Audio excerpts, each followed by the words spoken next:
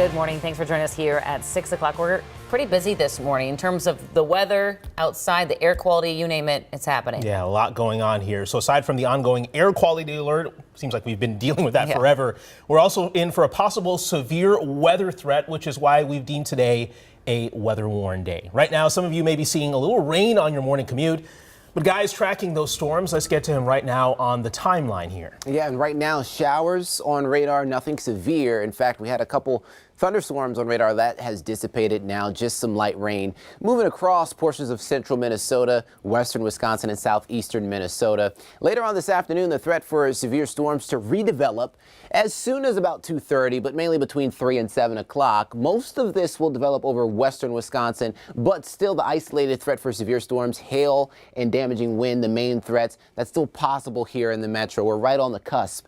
That will continue to move east after around 7 o'clock later on this evening tonight. So if you are traveling maybe to Eau Claire, Wisconsin, or you're jumping on 94 heading east later on this evening, heads up. 72 right now, cloudy skies, south wind at 7 miles per hour. Megan? Good morning. Taking a look right now at Anoka. Man, the construction there has been going on for quite a while and no end in sight anytime soon. But this is Highway 10. If you travel through this area, you are well familiar with this. But I do want to let you know, so in downtown Minneapolis today, if you are headed downtown this morning, there is a mass prayer service being held at the Minneapolis Convention Center in honor of the Islamic holy day, Eid. So Eva will have all the details on that in just a few minutes, but definitely something to plan ahead for this morning. All right, Megan, thank you so much. 6:02 here, and this morning, the Twin Cities and most of Minnesota are once again under air quality alerts. Yeah, the alerts have been happening more and more this summer as wildfires are growing in Canada. You can see on this map right now, air quality is actually worse to our east, but here at home, we're between moderate and unhealthy levels. So Cece Gaines is live here in Golden Valley with more on this air quality alert this morning. Hey, Cece. Hey, good morning. So as you can see behind me now, that's a little lighter outside. You can see the haze, not as bad as it was a couple of weeks ago when we had some of the worst air quality in the country, but definitely still hazy out, and it's noticeable. This air quality alert is in effect until tomorrow at midnight, and experts say that's when the air quality will should significantly improve. Now, if it seems like there has been an unusual amount of air quality alerts this summer, you're not wrong. Take a look here at this tweet the MPCA put out a few hours ago. The agency says this is the 23rd air quality alert in Minnesota just this year, and that's breaking last year's record, or not last year, 2021's record, from breaking that record of 21. So what can you do to keep the smoke out? Well, a unique tip is creating a clear air room in your house. That's just one room, preferably a bedroom, with well-sealed windows so no smoke can get in.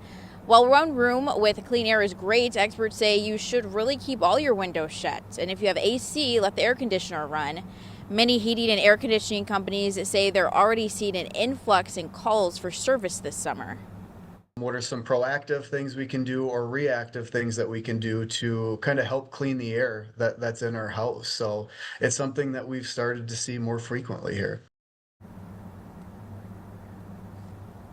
Coming up in about 30 minutes, we dive into how all of this smoke and bad air is really playing a role in our bodies. Guys. Yeah, I'm sure it's not playing a great role when it comes to our bodies, but we'll talk to you in the next half hour. Cece Gaines reporting live. Thank you. This morning, severe weather is already causing more problems for travelers. We just checked airlines around the country, and there are already hundreds more delays and flight cancellations. Since Saturday, there have been 6,000 cancellations and 32,000 delays. The FAA is also facing a staffing crisis with over 3/4 of air traffic control towers understaffed. Many say these problems could spill over into the busy 4th of July weekend. Back here at home at MSP Airport, right now about 15 incoming and departing flights have been canceled. So to get the latest on the air quality and potential severe storms that we're expecting later today, be sure to have our KARE 11 weather app downloaded. It is free in the App Store. 6:05, and just minutes ago, a massive prayer service for the Islamic holiday Eid started in downtown Minneapolis. So let's check in with Eva, who's live at the Minneapolis Convention Center right now. Eva, good morning. Good morning, Jason. The Eid al-Adha service started, as you said, just minutes ago. We've started to see traffic pick up around here, but we're actually on the other side of the convention center, and that's where the parking is and everything. So again, we have seen a few people walk in for that service that is drawing thousands downtown. The city of Minneapolis has been issuing alerts for people to, especially those who head downtown for their morning commutes, allow for that extra time and just expect for some busier roads. The service lasts 5 hours, so it wraps up at 11, so they don't expect it to affect your afternoon commute. If you do plan on heading to the prayer service, there are 4 different parking options around the Minneapolis Convention Center. Again, you can head to their website if you're interested in finding out more about those. Guys. All right, just something to keep in mind if your commute takes you through downtown this morning. Eva, thank you so much. We're learning more about an incident in Brooklyn Park this morning. Police tell us they had to break up fights between several hundred teens who were moving from park to park. 2 young people ended up in the hospital. One was hit by a car. Now, that might make you think that crime is up in the city. We had the chance, though, to sit down with Brooklyn Park's mayor, who told us crime is actually down overall, but issues keep popping up. The mayor told our Sharon Yu what they're doing about it. We need to have an environment where youth feel safe, but we also need to let people know that we will not tolerate people kind of going outside of that, right? But we're going to build a rapport where you feel comfortable letting us know what you're going to do. You feel comfortable being in these spaces. Brooklyn Park Police say that they are working with regional partners to get ahead of these park gatherings so resources can be available. A fight over water is over just north of the metro in Blaine. This morning, we're learning why some people's private wells were completely dry last summer.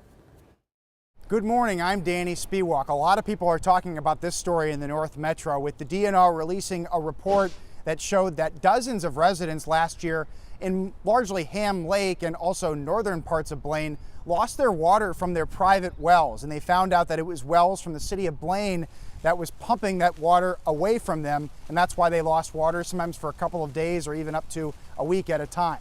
The city of Blaine, though, says those wells have been shut off. They are working with the DNR to solve the problem, and some residents are being reimbursed for the cost.